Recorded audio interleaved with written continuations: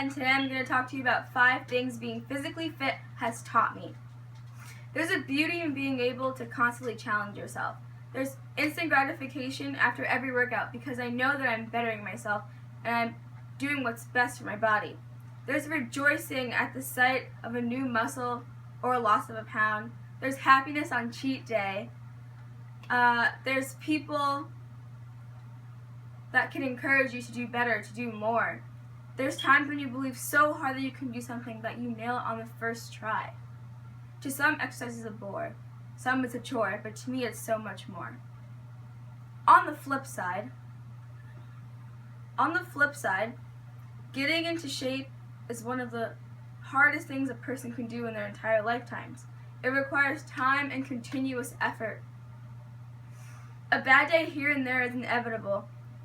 You can experience loss when your best isn't good enough.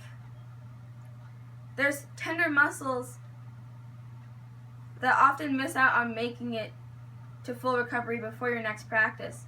There's a constant battle between what I want to eat and what I should be eating. There's times when you believe so hard that you can do something, but you always end up falling short. It's like a double-sided coin.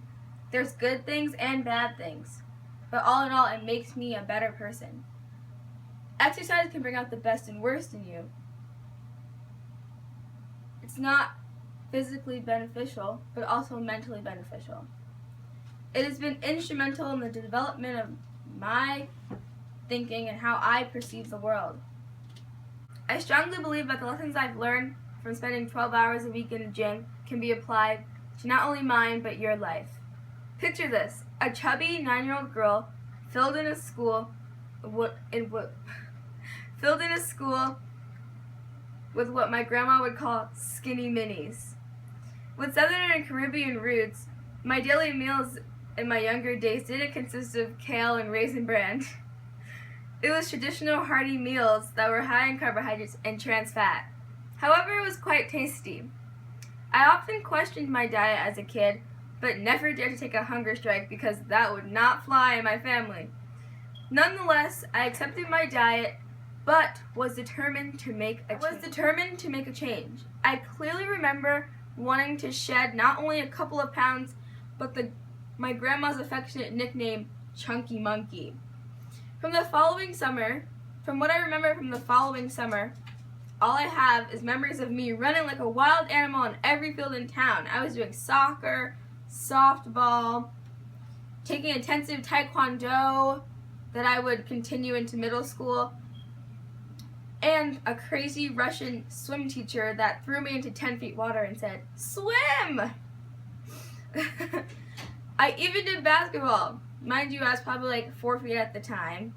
Let's just say that me and basketball have a long distance relationship. I'm on the couch while it's on TV, but things are looking promising.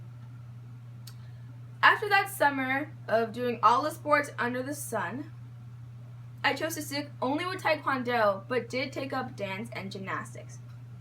By the 7th grade, I was an average size, energized machine. Get it? Lean, mean, fighting machine? Okay.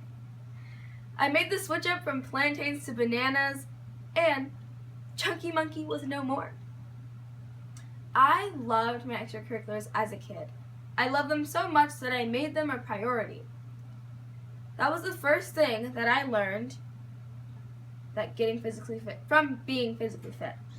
I learned that if you care about something, you make it a priority. You make it your business to see your goal through.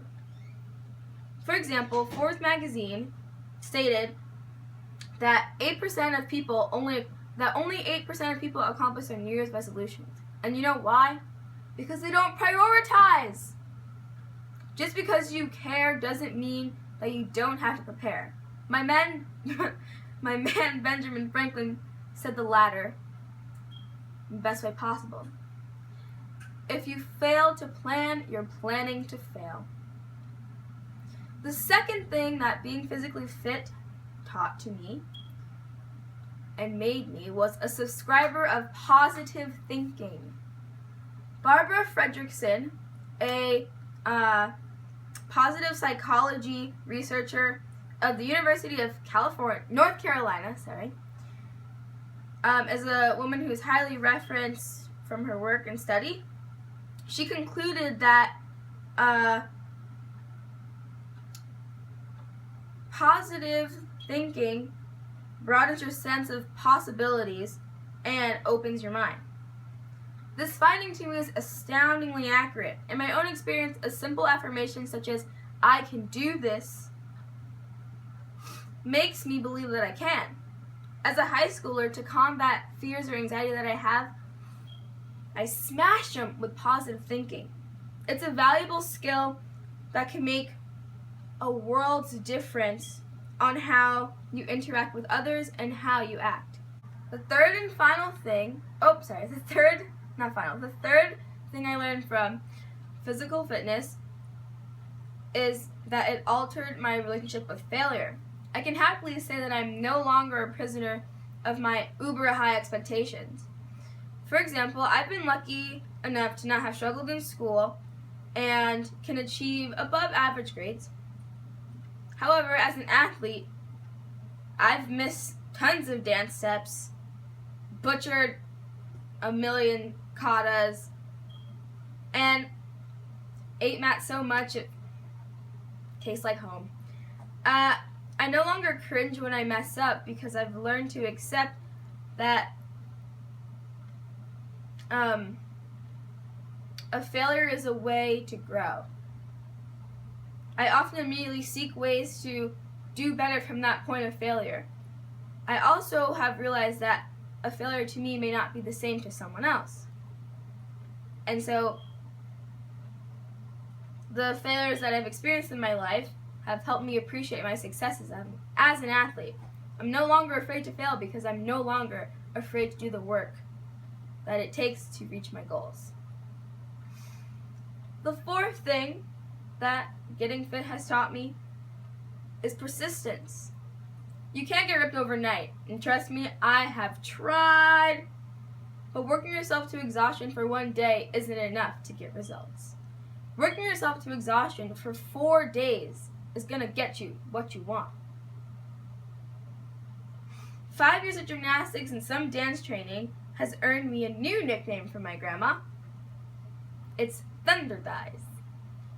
A name I find so pleasing and so rewarding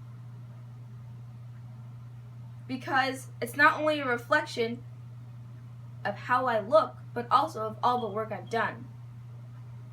Physical fitness has made me powerful, both physically and mentally, because people see my physical ability as amazing, while I see it as a creation of my prioritizing positive thinking and acceptance of failure, and also learning how to overcome it.